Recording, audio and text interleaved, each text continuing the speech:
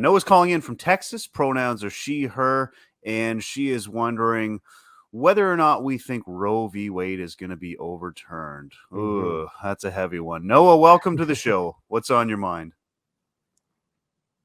Hey, yeah, so I had some things I wanted to talk about, first being Roe v. Wade. Do you guys think it's going to be overturned? I've heard like mixed signals from people.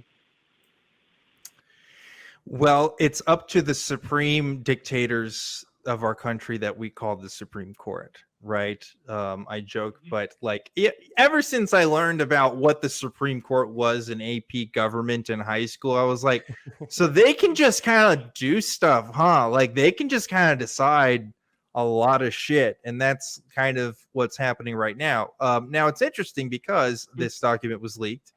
You know, this draft supporting this change in the law, overturning Roe v. Wade, and so the consequences of that we have not yet seen. I mean, this is really kind of unprecedented in a lot of ways. A lot of people are questioning the institution of the courts and like how we can effectively make laws. And I'm over here saying, why are we talking about the effectiveness of the institution and not talking about how batshit crazy this is for people who can have babies? Like, you know, it's not great. It's not great for anybody involved.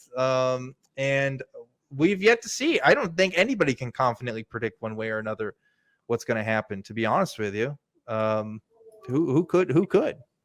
Yeah, I'm not a legal expert. I won't hazard a guess, but I can definitely say that it seems to be the overwhelming sentiment among a number of commentators. I kind of would hope that if something like this were ever to become a formal ruling, if what we understand from that leaked draft actually did become a interpretation of law, I would like to think that would trigger enough of a response from the people, from the general population, which consistently says in poll after poll after poll that abortion ought to be a codified right. Mm-hmm. But then again, I've got too much track history in the past few years to really give into that hopefulness. I thought we figured this shit out when like Freakonomics came out in like 2006 or whatever. It was like, hey, actually, when abortion is legal, like less abortions happen. You know, like I thought that was like common knowledge. I guess it's not. Hey, Christy kind of stole my answer because I was going to say that yes, I kind of do think it's going to be overturned, and I also think it's going to be a pivotal moment for the United States when they're like, we need to wake the fuck up. Like, we're losing our democracy here. Yeah. So I'm Canadian, so I'm watching this lunacy from the outside in. But yes, I do think it'll probably be overturned, and yes, I think that is going to spur a major change. That's just my opinion, though. What do you think, Noah? Yeah, and then you got this. Yeah, I'm definitely concerned if it does get overturned, it's going to upset a lot of people. I also think that the gun restrictions right now, they need to be higher with all the mass shootings going on. So that's a no-brainer as well.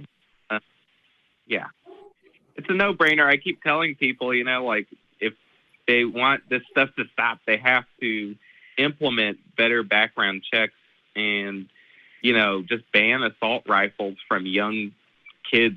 It's just ridiculous. It's like we'll see what the willpower is. We'll see what actually comes of all of this so-called discussion, because it doesn't feel like it's moving in a productive direction. But I guess we can just do what we can do.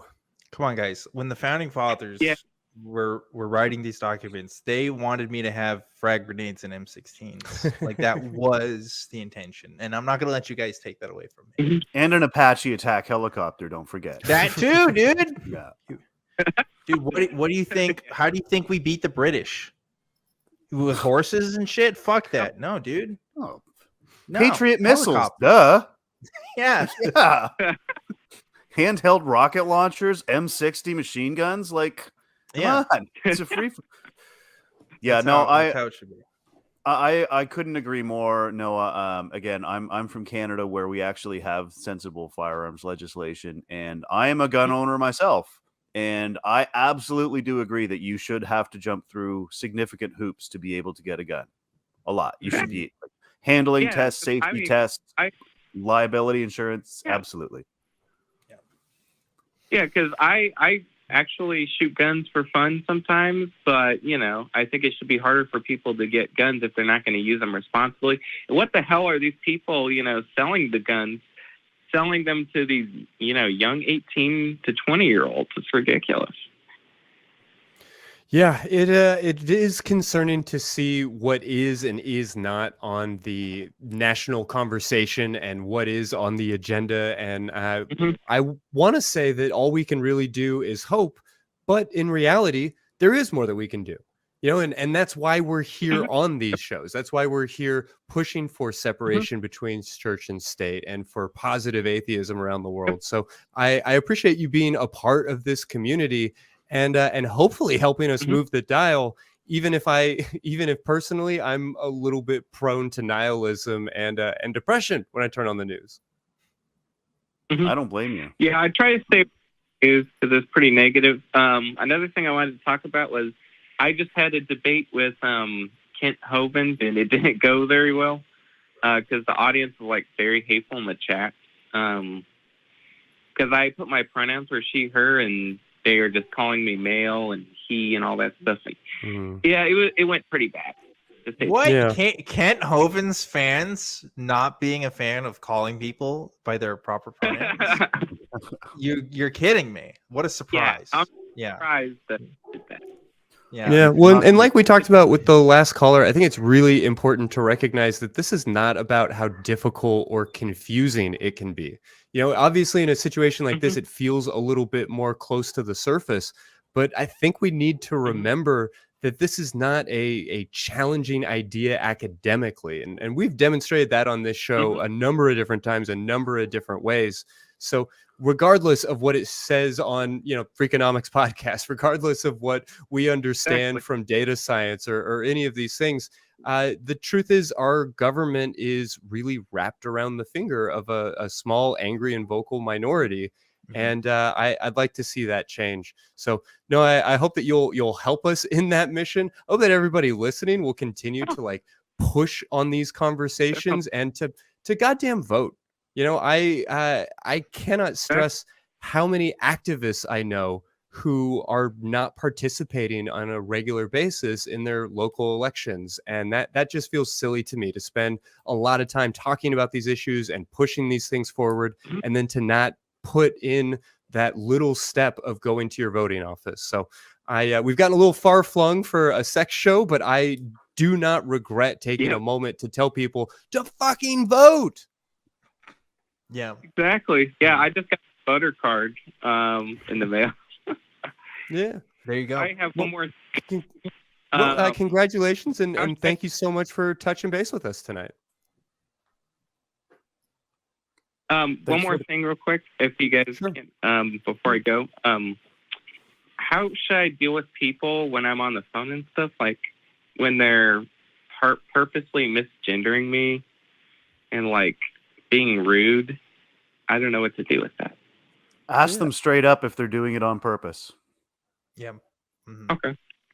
I think that's a great way of just kind of cutting to the quick of it. Yeah, that's and again, I made a joke earlier, Noah, about Ken Hovind's fans misgendering you, and you know, I make that joke with some levity in that it doesn't surprise me, but I can also, I mean, obviously, it's hurtful. It's hurtful when people do that sort of thing. So I don't want to take away from the real harm that causes. But I agree with Nate and Christy. Like, ask them, hey, why are you doing this? What's up with this? See if it's malicious intent, or see if they're just like, some people, they don't even realize how harmful it is. Some people just see other people do it and they think that they can do it too because the people that they like are doing it, you know, and having it opens up a conversation that they may not have the opportunity to have, right?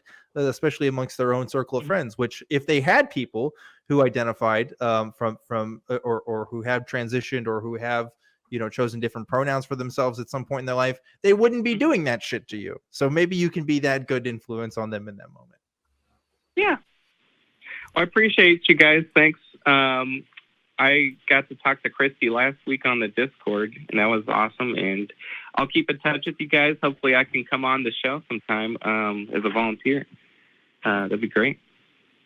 Yeah, always looking for more I'm folks to join the organization. Thanks for giving us a call. Yeah, no problem. Have a good day.